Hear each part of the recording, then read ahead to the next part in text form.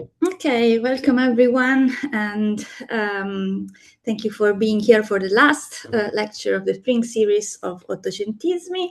And today we have the pleasure of having with us Alice Gibson, who is the author of this beautiful book right here. Oh, I see my screen is not collaborating. Yes, The Ethics of Giacomo Leopardi. Just quickly introduce her to you. She completed her PhD at the Center for Research in Modern European Philosophy at Kingston in 2021, Philosophical Fables for Environmental Thinking. Then she published an expanded case studies from this work on Giacomo Leopardi, which is this, The Ethics of Giacomo Leopardi, a philosophy for the environmental crisis. And she recently joined the Natural History Museum to work on an AHRC project that aims to make a national catalog of heritage science data documenting the Anthropocene. So everything we're going to hear today is strictly, d'attualità. She's currently preparing to submit a proposal on another case studies from a thesis on Marge Percy's speculative fiction to MIT Press, and continues to independently research the significance of Leopardi's ethics, particularly in relation to his ideas on identity, environmental disasters, stoicism, and planetary perspectives. And as a fellow Leopardista, as I am, I'm particularly happy to see Leopardi's ideas circulating in the world, in the outside world. Alice, the floor is yours, and thank you for being here. Thank you very much for having me. It's really lovely to be here. I hope this is okay. As I said, I'm really nervous. I've not done a full-length lecture, so please bear with me. I'll try to get through it okay, and I'll get started. So, the title is Natural Disasters, Philosophy and Separation. And this presentation is rooted in a question that was posed by Timothy Morton in a blog published in 2012 titled Romantic Disaster Ecology, Blake, Shelley and Wordsworth. In this blog, Morton asked, what about thinking beyond disaster, or is thinking forever caught in disaster's shadow? Morton's question guides my presentation, in which I examine ways in which in which human understandings of the relationships between ourselves and nature tend to be shaped in the wake of natural disasters.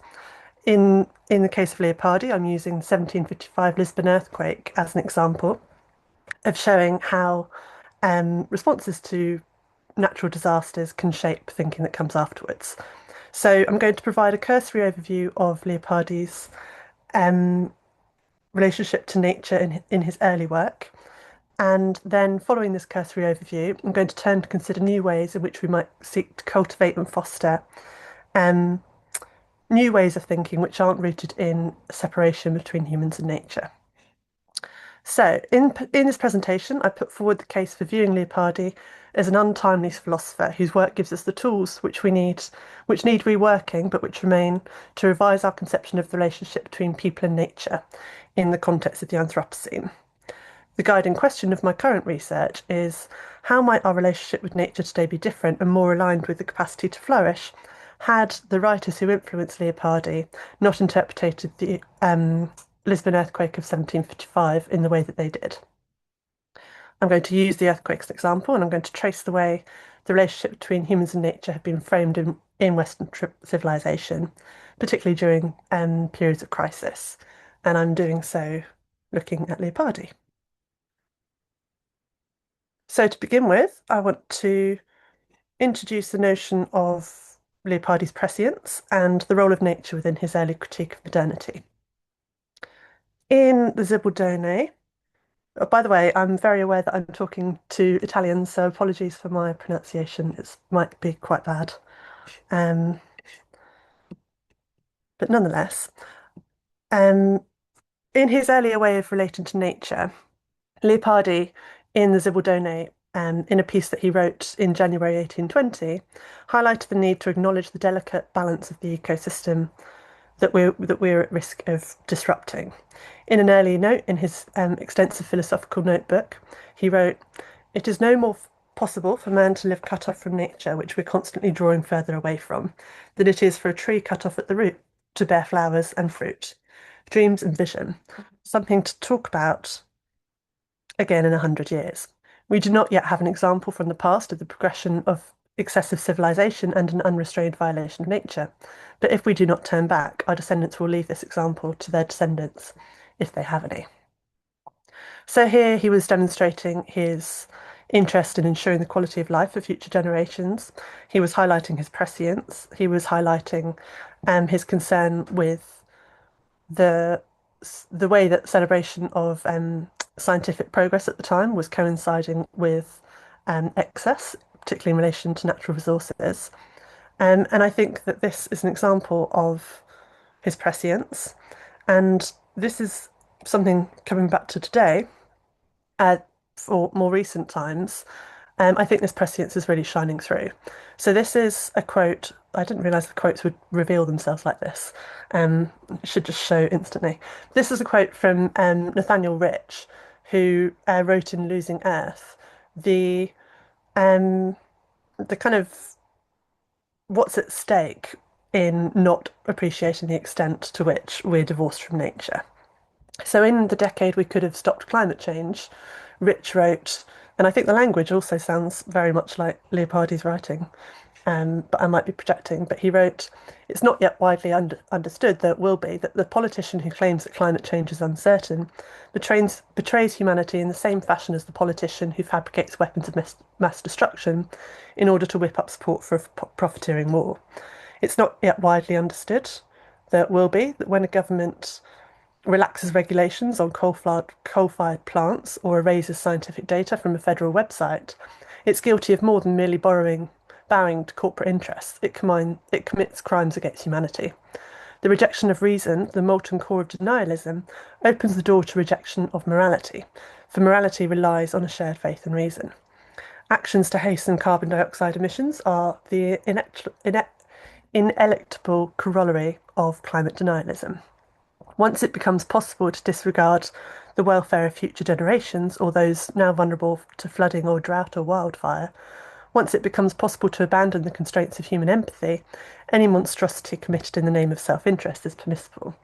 So I think reading these two in side by side with each other really reveals the prescience of Leopardi's thought and the extent to which he was really reading a landscape which was just in its infancy and warning us of what would happen. He was saying 100 years' time, but we've been a bit slow on the uptake.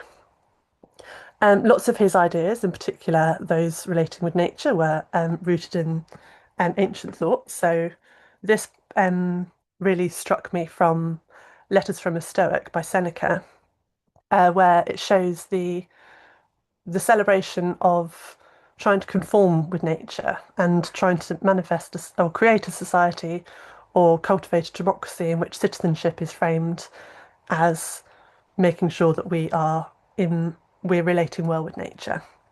So I think that this is something which is showing more in his early thought. So this quote from Seneca reads, "The first thing philosophy promises us is the feeling of fellowship, of belonging to mankind and being members of a community. Our motto, as everyone knows, is to live in conformity with nature. It's quite contrary to nature to torture one's body. Philosophy calls for simple living, not for doing penance, and the simple way of life need not be a crude one." So with this as well, I think that he is. I think that this is influencing Leopardi's concern for excess in modern civilization. Um, but then there's a shift in his thinking, um, and the excuse me, sorry, I'm doing two different screens at once. So on the 1st of November in 1755, on All Saints' Day morning, in the Portuguese city of Lisbon, a devastating earthquake struck that would reduce the city to ruins in less than 10 minutes, killing an estimated 60,000 people. The way that thinkers of the time, such as Alexander Pope, Voltaire, and Leibniz, sought to make sense of this event has reverberated throughout the Western tradition. In a letter to his acquaintance, Tronchin, dated the 24th of November 1755, Voltaire, for example, reflected on the disastrous impact of the earthquake. And in this, he drew an analogy between the earthquake's victims and ant heaps.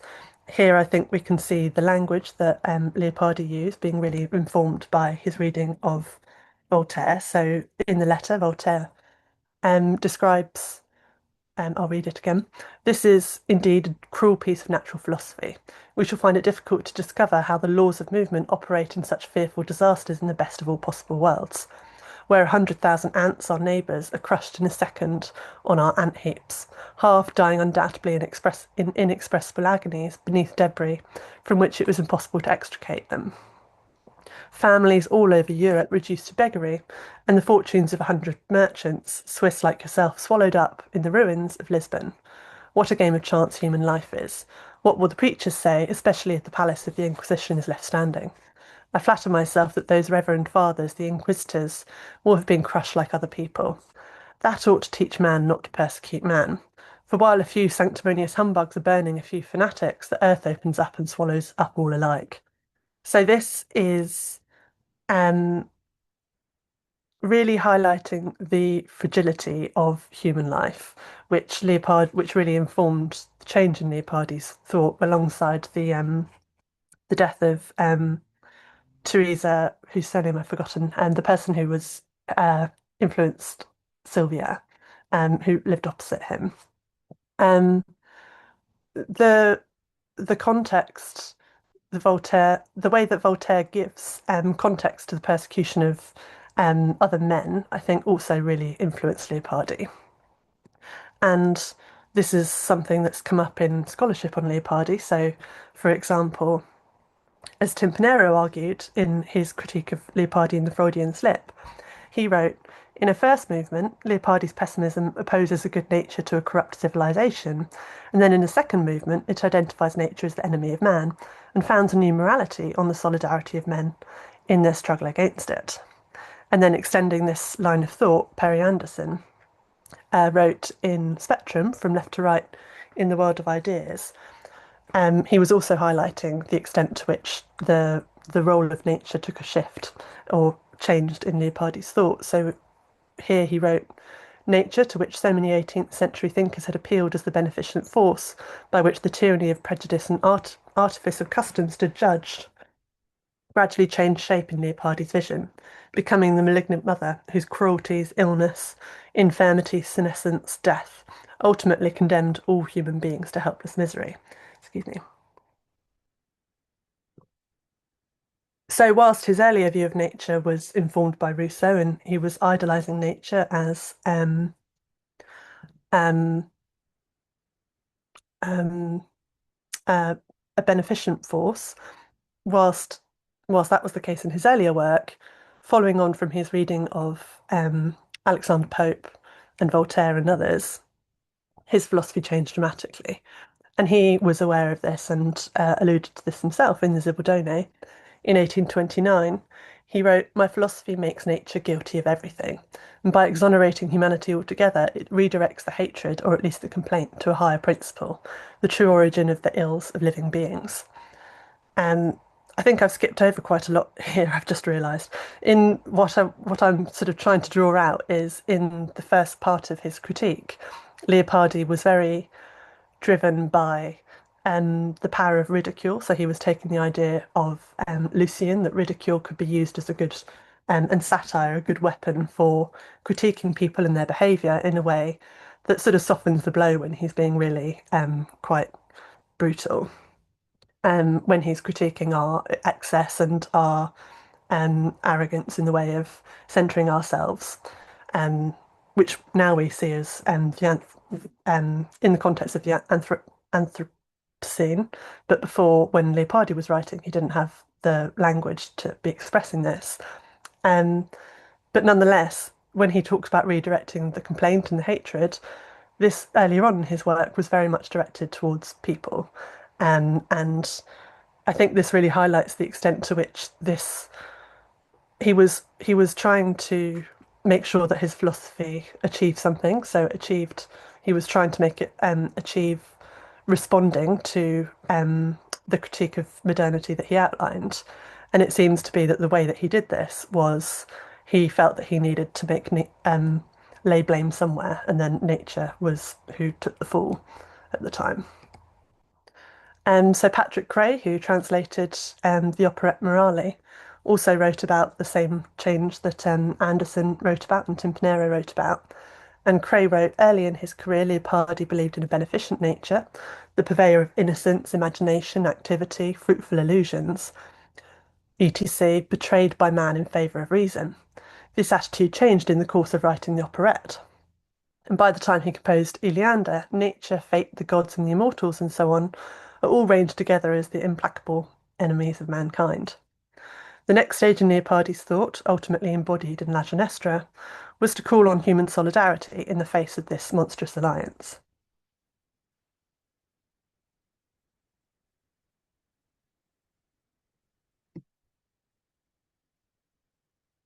So this really enabled Leopardi to formulate his late philosophy.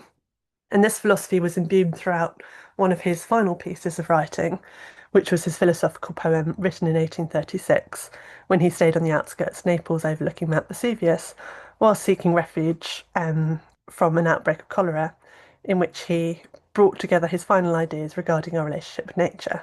This work, La Ginestra, refers to the broom plant, similar to a thicket with yellow flowers that adorns Mount Vesuvius. And throughout his focus on the plant, which thrives on the banks of the desert plain, Leopardi enables himself to revisit the theme of the downfall of civilizations, which he saw as invariably coming at the hands of nature. So in this case, he brings his insight from engaging with. Excuse me a second. Let me just see what I've got on the next slide. I've got a bit muddled with my notes here.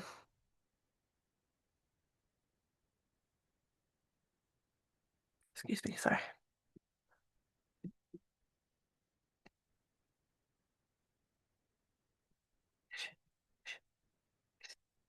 Um, I'll move away from my notes because that confused me.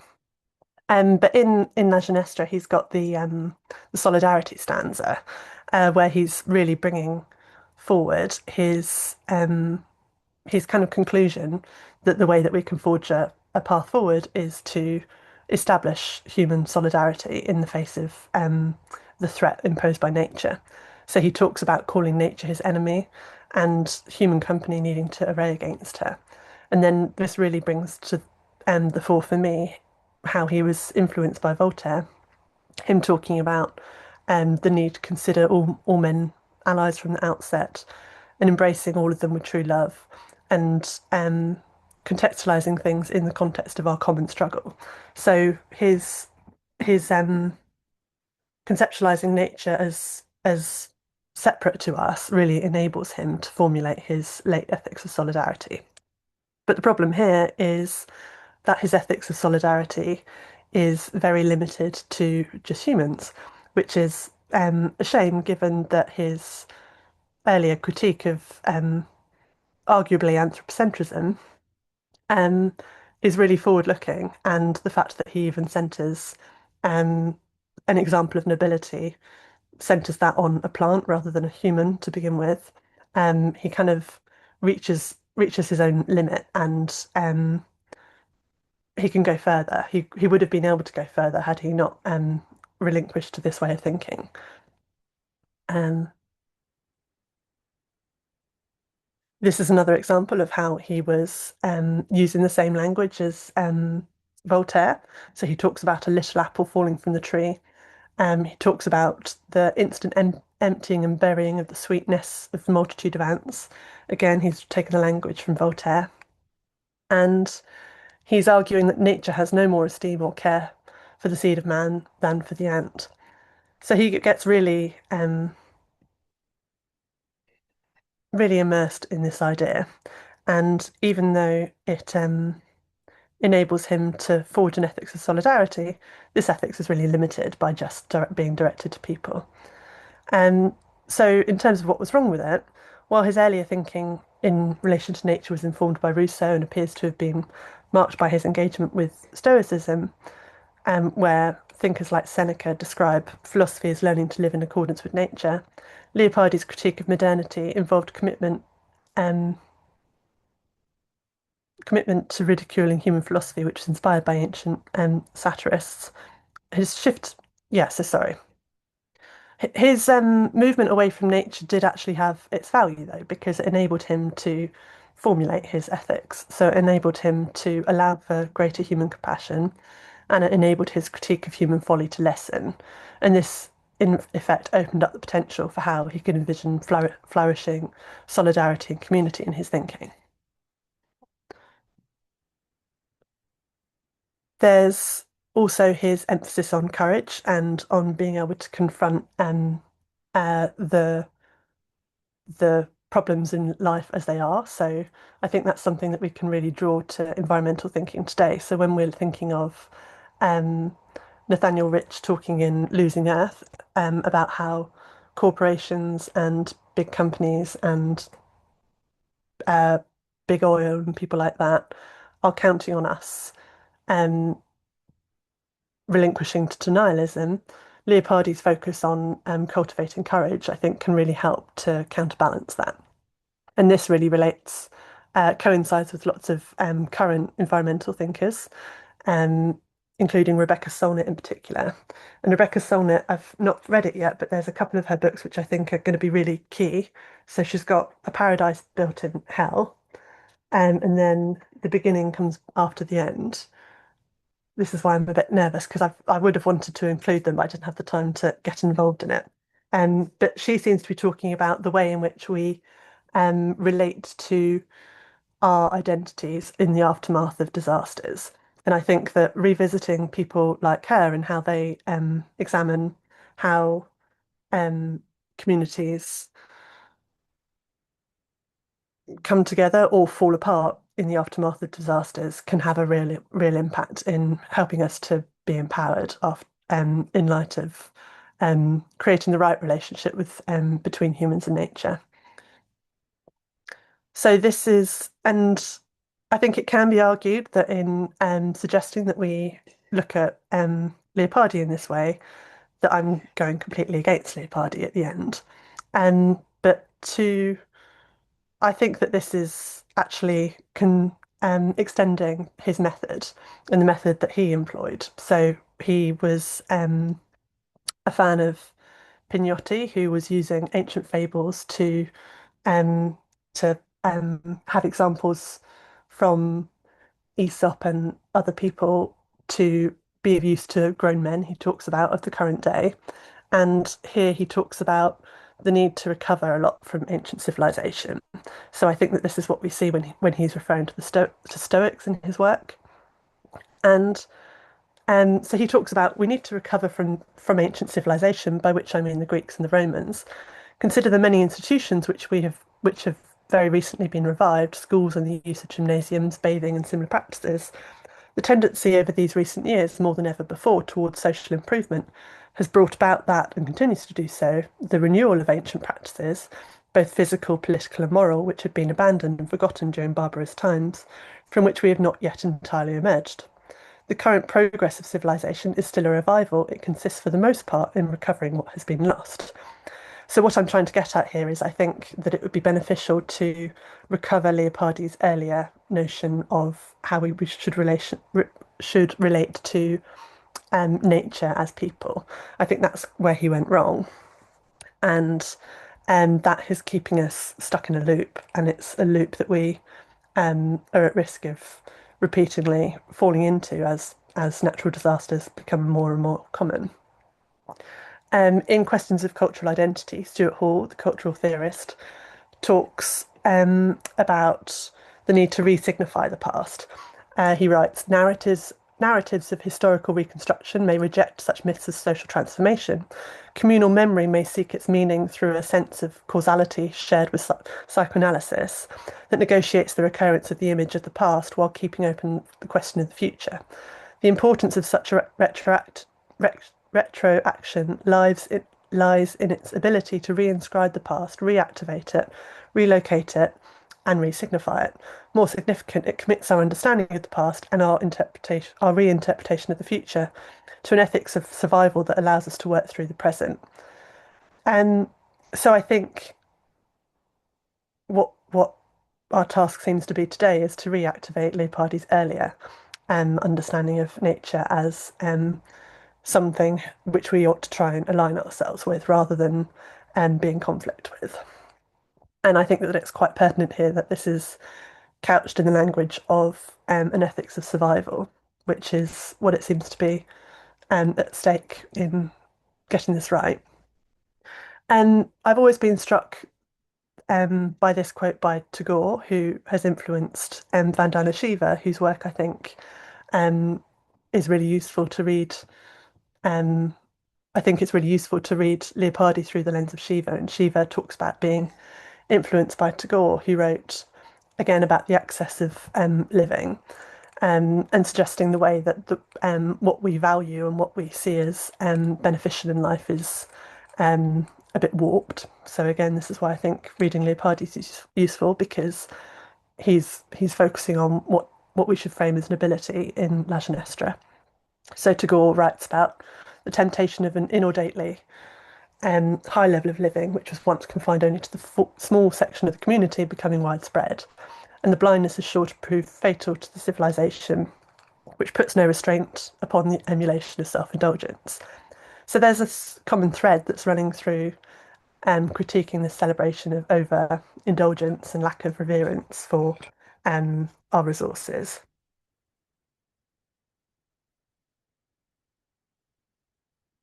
And then this is Shiva, who was influenced by Tagore, whose work I think is really key today because she takes up Tagore's focus on separation being problematic between humans and nature, and wealth actually being best couched in conceiving ourselves as part of the web of life and part of uh, being embroiled in a ecology with nature rather than separate from nature. So in making peace with the earth, which I think in itself is a very key phrase, and it's the kind of wording that's used a lot in terms of work on planetary health in current discourse, and also it kind of harks back to um, uh, Carson. Sorry, I've forgotten Rebecca Carson. Um, yeah, okay. um, anyway, so I think that lots of these sorts of ideas are circulating at the moment, and we can really benefit from trying to bring them together with Leopardi, who's got the focus on how things um, were at risk of being embedded, and then they have become embedded. So I think it's really fruitful to tie the two kind of epochs together. So Shiva talks about what we need to do now, when she writes, the destructive Anthropocene need not be the only future. We can shift the paradigm. We can look at the destructive impact our species has had on the planet's biodiversity, ecosystems, and climate systems and make that shift. An ecological shift entails not seeing ourselves as outside the ecological web of life. It means seeing ourselves as members of the Earth family, with the responsibility of caring for other species and life on Earth in all its diversity. It creates the imperative to live, produce, and consume within ecological limits and within our share of ecological space without encroaching on the rights of other species and people.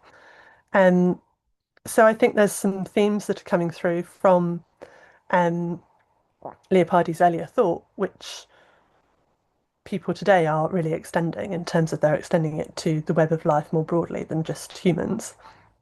But nonetheless, they still are rooted in a notion of critiquing um, the celebration of going beyond ecological limits. Um,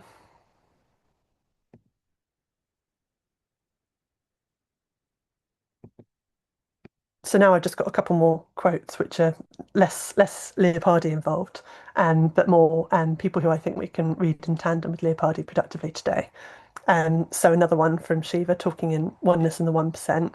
Right, so human being is part of a whole called by us universe, a part limited in time and space. He experiences himself, his thoughts and feelings as something separated from the rest, a kind of optical delusion in his consciousness.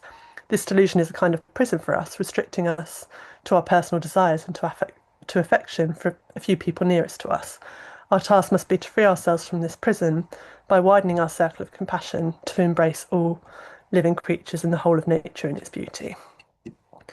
Um,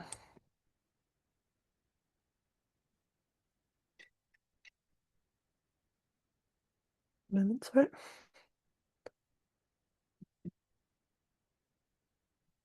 Sorry, I can't find my. Um,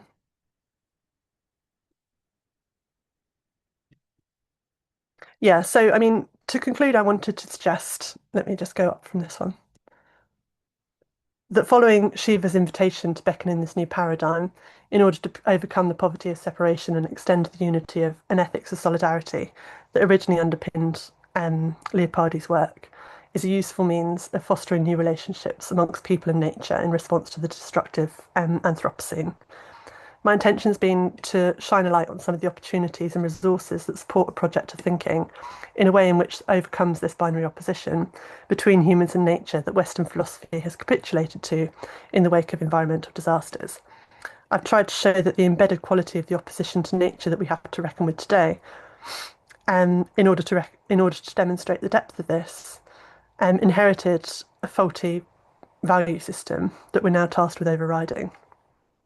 Um, and my hypothesis is that by reading and taking seriously the invitations for a new way of living and relating to our ecology of thinkers after Leopardi, we can take up Morton's invitation to reconsider how our frameworks of thought in the wake of disasters may contribute to the determination of our future and position ourselves on a new path in which we've got greater opportunities to flourish as a thriving collective.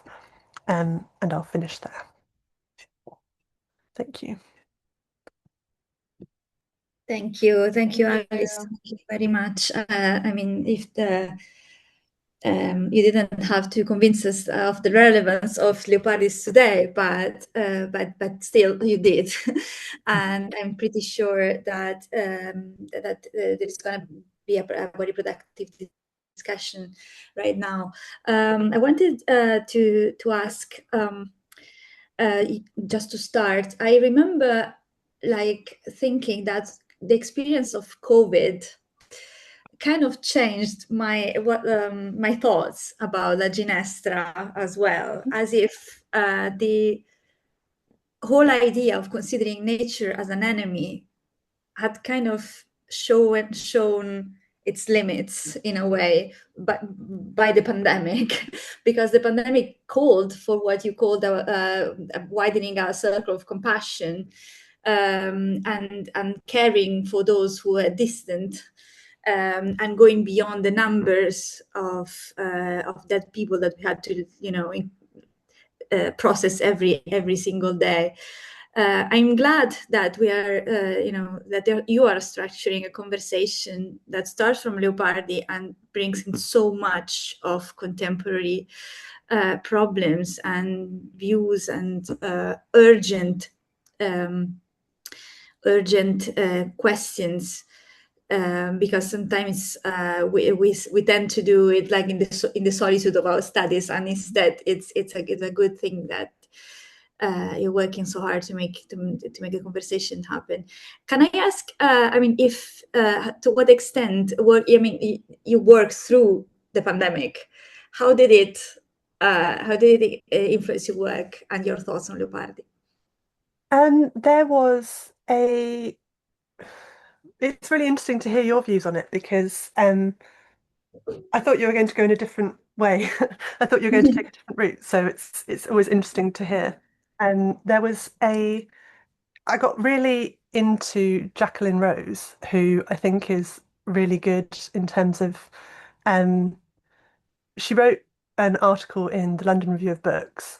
I don't know if you remember, but there was a time at the beginning of the pandemic where everyone was reading Camus' The Plague, because it's kind of how it felt pertinent to what we were going through. And she wrote a book called The Plague.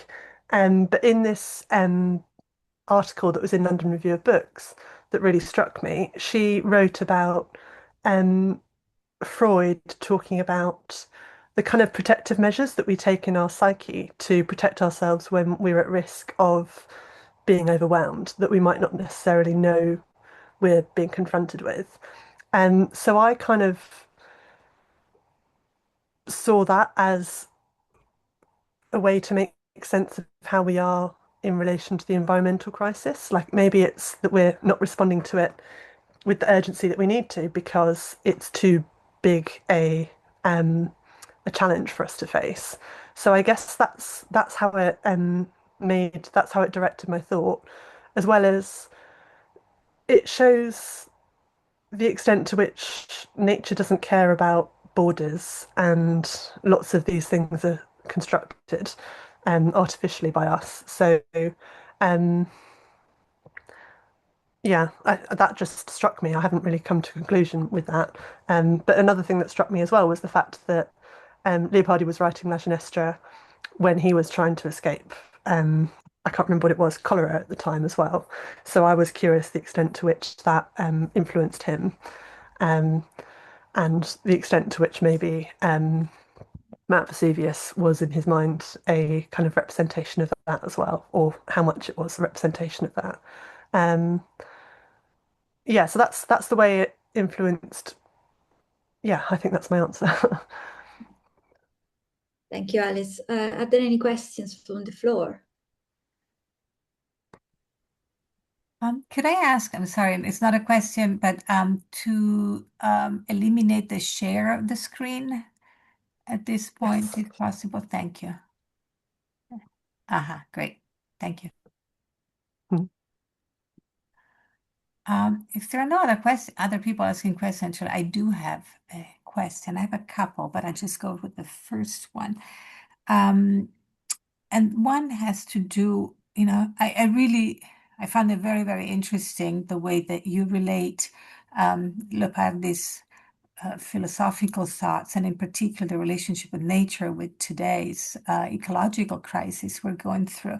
But I was wondering whether you can explain to me or elaborate the issue of demography and demographic growth, and how humanity, the sense of humanity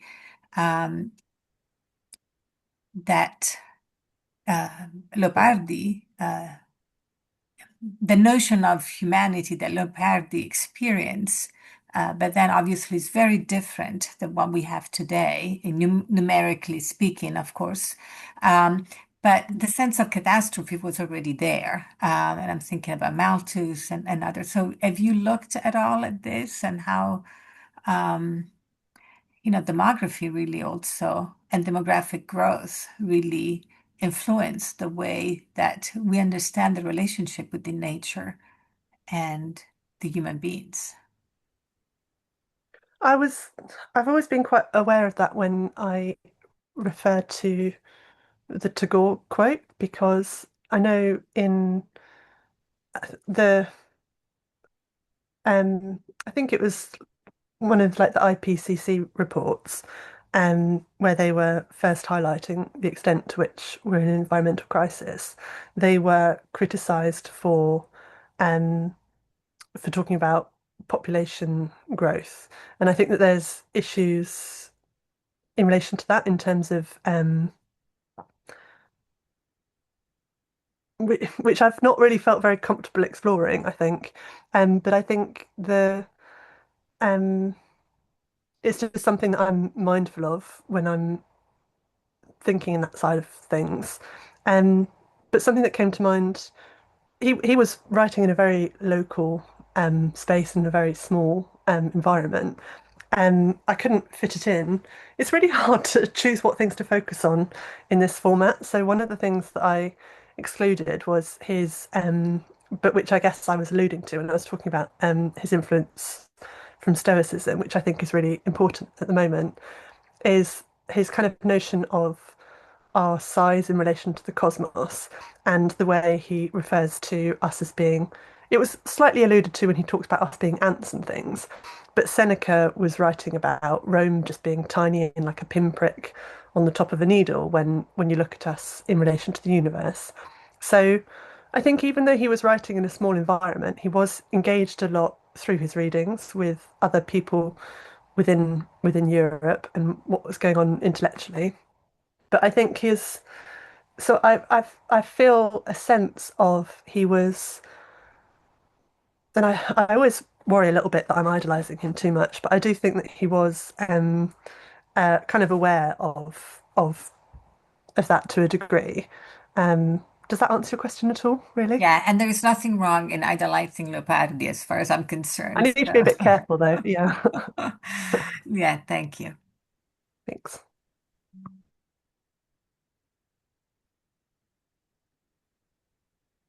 Are there any other questions? Silvia? Yeah, it's sort of I'm trying to formulate it. Thank you so much, Alice. I'm wondering if you can say a little bit more. Part of what you're saying is that your building Leopardi appears to be stuck in a binary, right? Sort of, and there is a before and an after. And then at the same time, you do think about, and you did talk about La Ginestra as him using a vegetable metaphor, a vegetable symbol to embody human solidarity, humility, etc. So, is there something more that we can say about that kind of use of nature?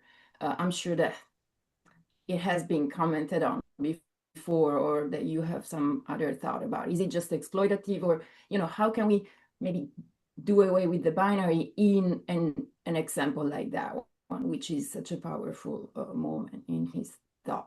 Excuse me. That was one of the first things I was asked when I first presented on him, because at the time I was really highlighting his early critique of anthropocentrism, and someone said, but he's anthropomorphizing the plant now, and he's making it all about humans. But the way I see it now is that I think that he's also, I think it's significant that he also has the farmer, so he has also a human example, but he prioritizes the plant. So I feel like he's making a purposeful move to embody what it would be like if we decentered the human.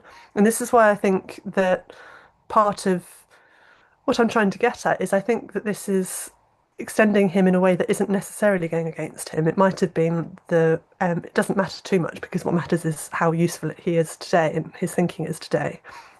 But I think there was like a germ of this in his thought earlier, in terms of thinking beyond just human experience, which I think that represents. So yeah, thank you for reminding me of that, because there is that issue that he is using. He's inadvertently centering the human like that. Yeah.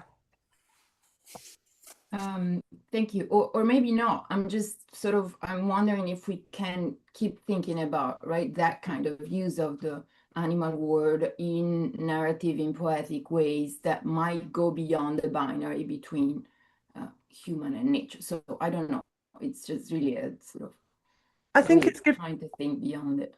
I mean, But I don't have an answer, so I'm really very open. Nor do I. And I think he's inviting us to embody other worlds, which I think he's doing in lots of the pieces in the operette as well. So I forget which one it is, but the one where he's talking about um, he's just having discussions with the moon, and then the other person having discussion with the moon is assuming that it's going to be people that are on the moon. And he says, do you realize that you're assuming you're talking about people on the moon? You've kind of just project humans onto everything. So I do feel like in his work he was trying to exemplify what it would be like to think in a way that doesn't center people.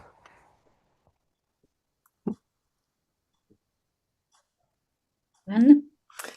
Thank you. I loved this presentation, and I think your latest edition now has just taken my words away. You've inspired me to reread the Operette Morali, because I think so much of what he says in those brief chapters of the operette are then further synthesized in poems like La Ginestra, and he does it in such a different way from, say, a Wordsworth, who looks at Westminster Bridge and sees the pollution of London over the Thames. But I think Leopardi's contact is with nature itself, and the kinds of interactions that the Anthropocene. He didn't use the word. He didn't have it, but he would have, I think, if he had it. So thank you. Thank you very much. What's the Wordsworth that you referred to? It's the poem. Just I'll give you the exact title now. Just hold on. Composed upon Westminster Bridge, September 3rd, 1802. Thank you.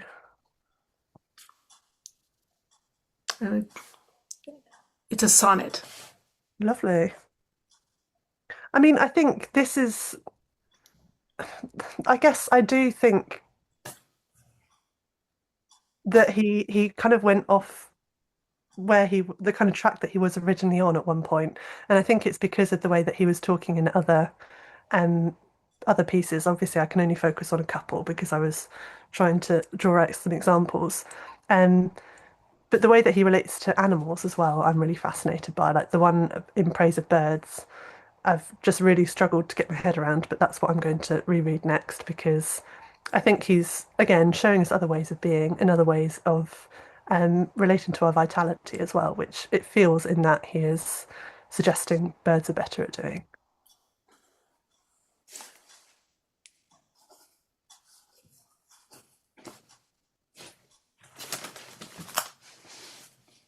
We still have a little bit of time, so if there are any other further questions. I have a question. Yes, Erika. Hi, Alice. Nice to see you again. Thank you very much for your lecture. I also, in relation to what Anne was saying, also some of Turner paintings have been shown to depict the smog and the pollution in London. But my question was more is like going back to the title of it relates to it was sparked by the title and the part about natural disasters in your presentation, and I was thinking if you have considered any relationship, any points of contact between what kind of is the opposite of a natural disaster, that is the concept of slow violence, and how it is applied to environmental used in eco-critical studies. Because, I mean, if the natural disaster is spectacular, the slow violence is invisible. So they are opposite in terms of visibility. If the natural disaster it happens in a moment or in a very short period of time, the slow violence takes generations, centuries. So they are the opposite in terms of time frame. And I was wondering if you ever worked on this concept, and specifically, of course, in relation to Leopardi, because as you were also telling us, reminding us that there is a component of time, which is essential in Leopardi, both in the sense that over his lifetime, his thought evolved, but also that he's often considering a long period of time in his musing, both going back, so considering the past, and and going forward in considering the future or what can happen. So I was thinking if you ever thought the two together. Thank you. No, that's such a good idea though, because I think Morton is really good in this regard, and I've not reread them in a while because when I was doing my thesis, I was trying to define catastrophe and disaster, and I think in some of Morton's accounts of disaster, that is drawn out, and it I think it derailed my argument a little bit at the time where I had to finish the thesis. So that's just to be really honest. But that's invited me to return to it, and especially in relation to time, because I think you're right. It's also more common now. So what I think strikes me so much about Leopardi was that he was writing at the inception of this becoming embedded as a norm. Now that it has been embedded as a norm, the way that we relate to nature, I think that this is going to become more and more pertinent. Well, Yeah. but I also wonder if in some way we can think of civilization as in the terms in which Leopardi thinks about it, as a form of kind of a self-violence, because it's a way, it is something that happens over the centuries. So with and so I'm just thinking all these thoughts in the moment. So Yeah. I might be very chaotic. I apologize. But like, because it's a process of detaching us from nature. So of course, it's not a kind of of violence of human on nature, but at the same time is detaching ourselves from a natural state. So maybe in that sense, we can think of the process of civilization in the terms in which Leopardi conceive it through some of the elements that characterize slow violence, how it has been formulated by eco-criticism in the last few years. I think that's why I'm so interested in revisiting Stoicism in his thought as well, because I feel like Aurelius was talking about civilization and being civilized as, or what it means to be a civilian, as to be able to, a bit like Seneca, to be able to live in a way that relates to natural resources well. So I don't have an answer at the moment, but that just kind of underpins why I don't know. I just got an instinct that it's useful to look at that through the lens of Stoicism. And I think as well that's why I'm so fascinated in his quote about things being a revival and things being revising the past. And as well, he's focusing on barbarism a lot as well. So I think I'd need to revisit him talking about barbarism in relation to that. Um, yeah, lots to think about, but I don't have an answer now. Thank you. Thank you.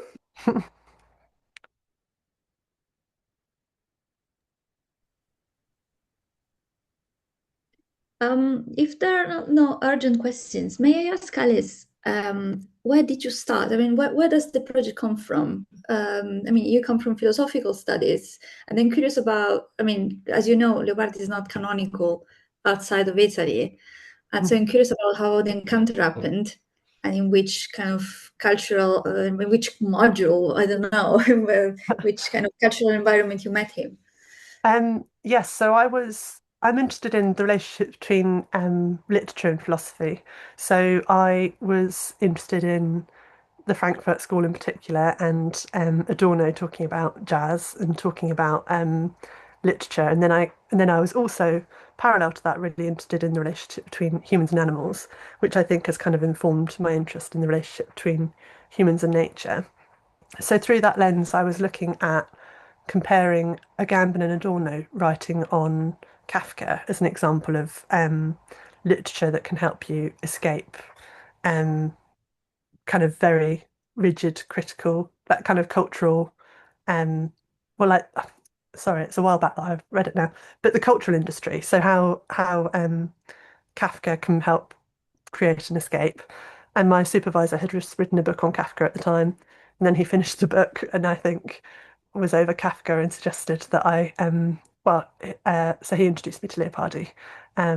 And also, I was finding lots of the Kafka scholarship had already been done and better than I could do it. And I found Kafka quite depressing.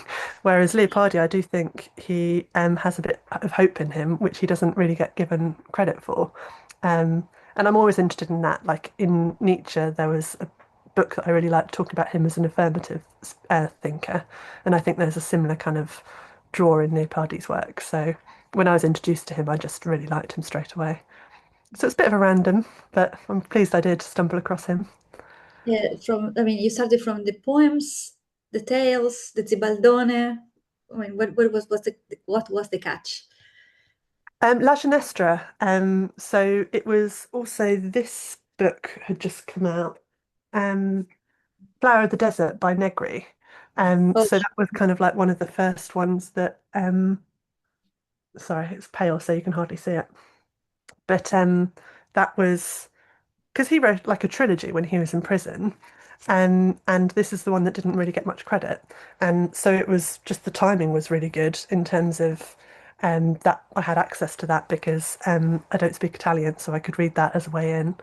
Um, so it was, I think, it wasn't from Italian philosophy to begin with, but that's kind of how I found my way in, I think. And also, I think that him being a poet and a philosopher simultaneously is kind of what made him so appealing for me. I see. Alice, can I ask you then, what is your next project that you see involving Leopardi? Is he still going to be in your future scholarship endeavors, interest? Yeah, I couldn't I couldn't stop looking at him. So I've tried to. I've tried to commit to a new project, which I am going to commit to, but I keep finding. So there's a couple of things coming up. There was I'm intrigued about.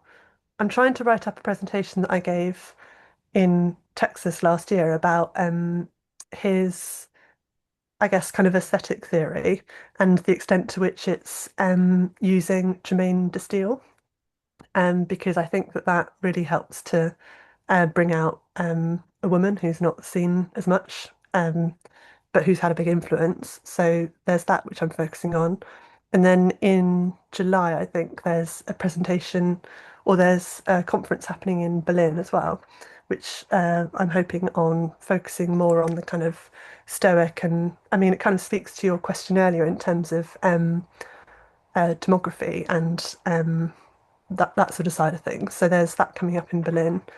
Um, and then I've been trying to write up this kind of work, but I just find it really hard because you're trying to bring together so many disparate things, and it's hard to navigate how much detail to go into for each one. Um, and then there's the Marge Piercy, which I'm keen on doing. But maybe I should park the Marge Piercy and just carry on with Leopardi. I'm stuck. There's only so much time in the week.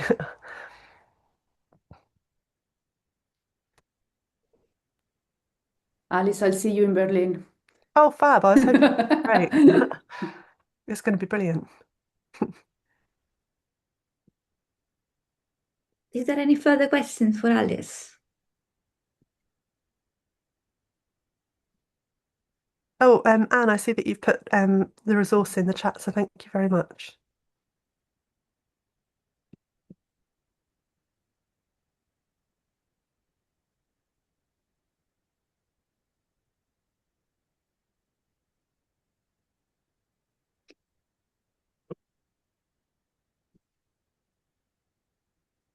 And thinking about, I mean, I had a question earlier and I kind of forgot about it. Can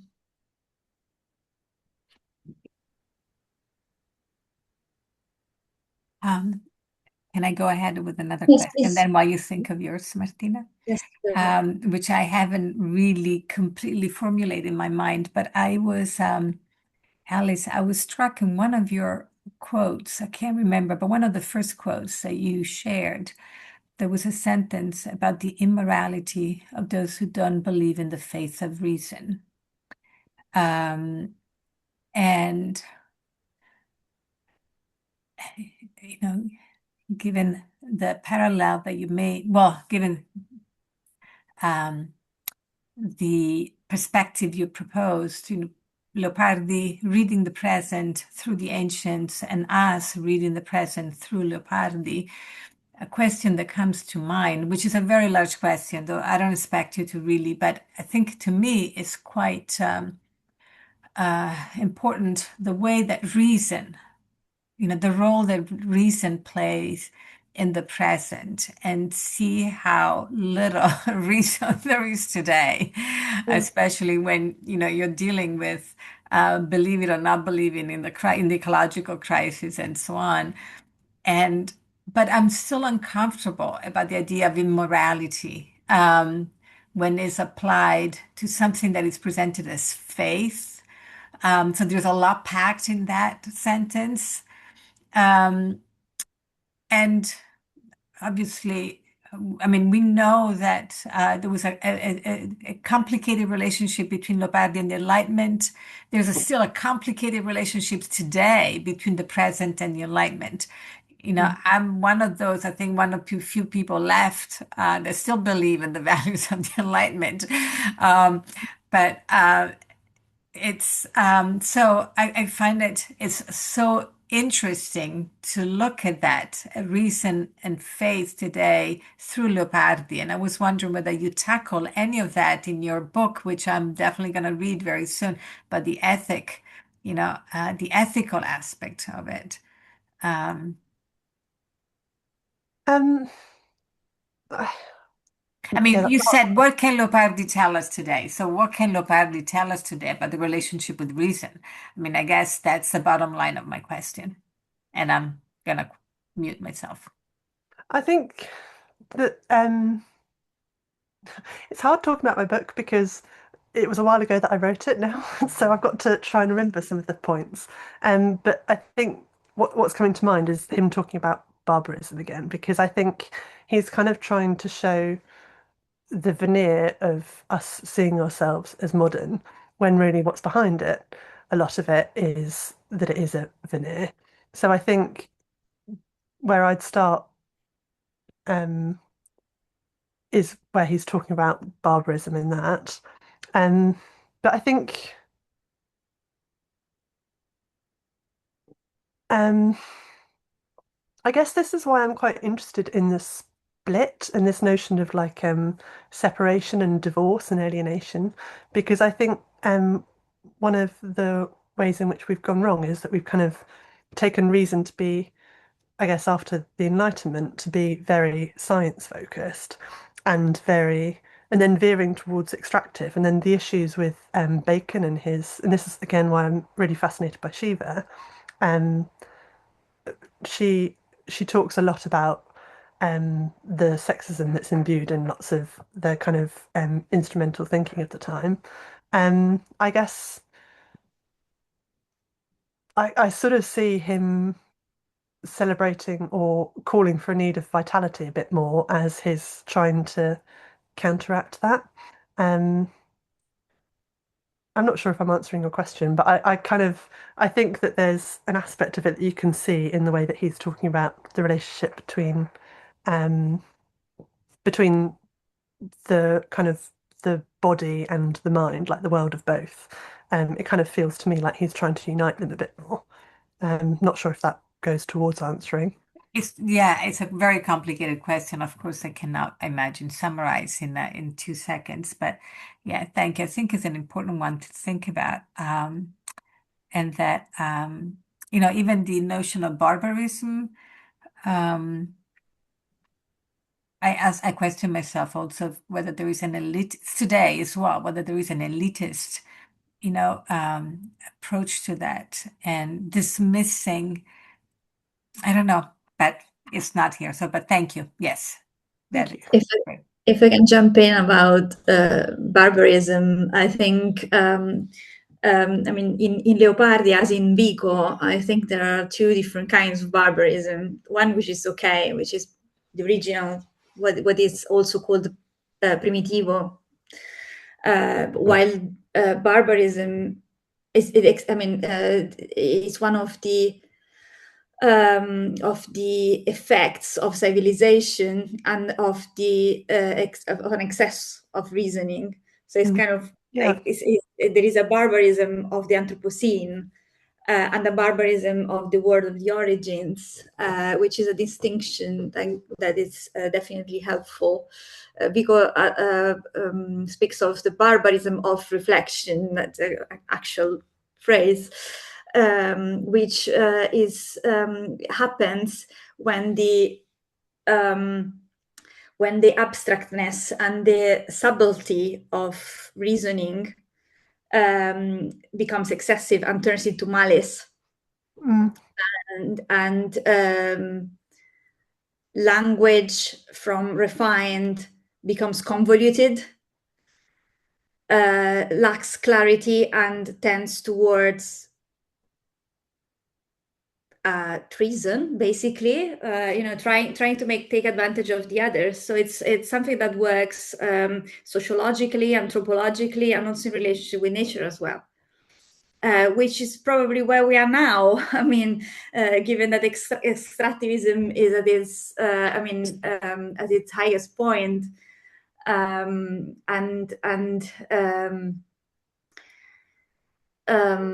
where language has become mostly a rhetorical act, and diplomacy is farce. So yes, all this turns out to be frighteningly useful to get through the day. I think so, and it's just nice to actually root in someone who is defending these values, just in terms of for your insanity's sake, living in our times now, because yeah, it's extreme how much of a farce things have become. So I think it's yeah, I think he talks about false beliefs as well, and I think that's why I'm interested in his work on identity, because it informs the way that we act as well. So okay, well, I'm going to have to read Vico then as well. Thank you. Have you had the chance of teaching Leopardi in a philosophy class? No, I've always done my research on the side, which is why I'm always really nervous when I'm presenting because I'm aware I've got not very much time to put towards it. But I'd love to. I wish I could. Well, we all hope you will. Thank you. I'd have to improve my Italian or learn some Italian, which is overdue. Are there any further questions for Alice?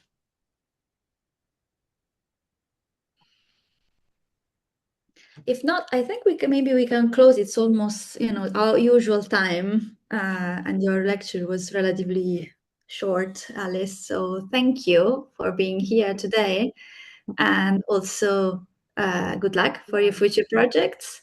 And thank everyone for joining today. And that was the last of Ottocentismi Spring series, and that will resume in the fall, of course. Thank you so much.